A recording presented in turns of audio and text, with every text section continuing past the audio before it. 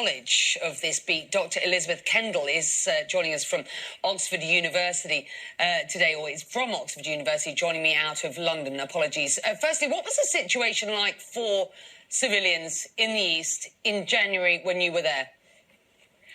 Well, interestingly, the East sits in stark contrast to what's happening in the west of Yemen.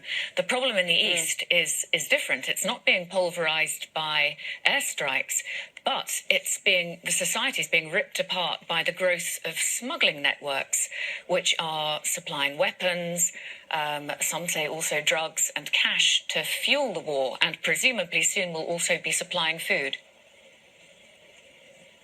That's the East, as you rightly point out, not being pummeled by the air power that we have seen evidence of on the ground, with civilian deaths in the thousands in the West. And amongst all of this, of course, Al-Qaeda, you say, stands to benefit immensely from what is a famine, adding food to the list of goods they already run as a lucrative smuggling racket, of course. What do you know about how that group is faring in general? Because that will inform any further involvement, one assumes, by US special operations or more. And this is a story that's doing the rounds at present. Yes, of course, Al-Qaeda in the Arabian Peninsula has long been a threat to the West, and it has tried to target the West. Since the war began, it profited enormously and managed, in fact, to run a de facto state in Mukalla in the east of the country for about a year, until special forces moved in April last year. Now, some may think that that's really put such a hole in the operations that the group has disappeared, but it has not. It was not militarily defeated, it simply melted away. And in fact, I've counted 76 attacks conducted by Al-Qaeda in Yemen since the beginning of this calendar year. So it's still very much a threat. And those smuggling networks, which I mentioned in the East, will certainly benefit Al-Qaeda. So it's an ongoing problem. We are talking about millions on the brink of starvation.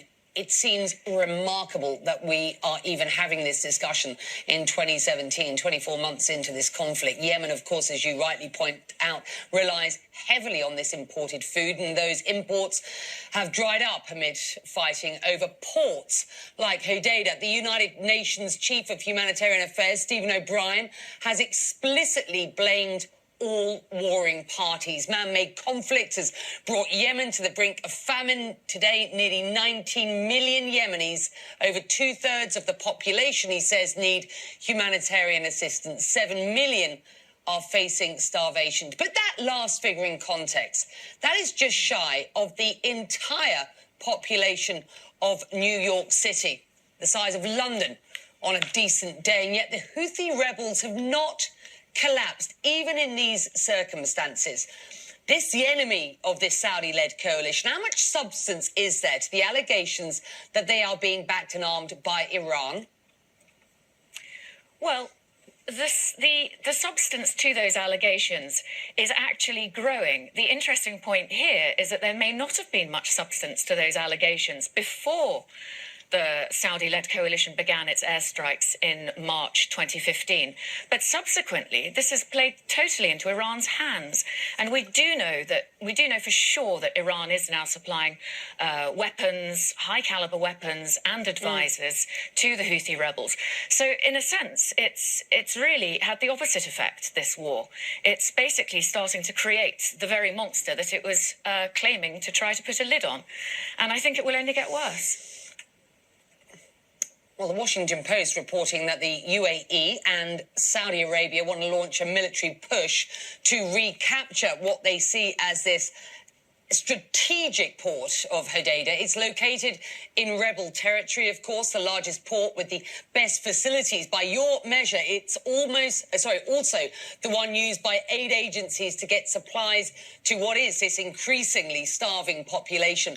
So, Elizabeth, lay it out for us. What would a massive military operation around this port mean for not just the conflict, but for Yemen's civilians?